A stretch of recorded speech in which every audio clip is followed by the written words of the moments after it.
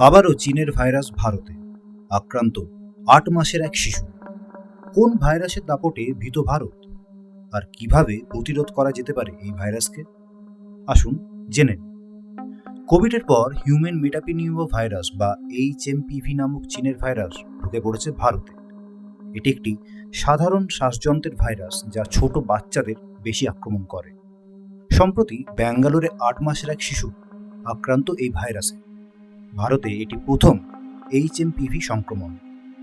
বর্তমানে শিশুটি ব্যাপিস্ট হাসপাতালে ভর্তি। HMPV উপসর্গের সাথে মিল থাকায় নমুনা পরীক্ষার সিদ্ধান্ত নেওয়া হয়েছে। এবার তোমাদের বলি HMPV ভাইরাসের লক্ষণগুলি কী কী। প্রাথমিক পর্যায়ে গলা ব্যথা, কাশি, জ্বর এবং গুরুতর পর্যায়ে শ্বাসকষ্ট, ব্রঙ্কাইটিস, নিউমোনিয়া হয়ে থাকে। এই HMPVও কোভিডের মতো সংক্রমিত ব্যক্তির কাছ থেকে ছড়িয়ে পড়ে, সাধারণত হাঁচি বা কাশি দ্বারা।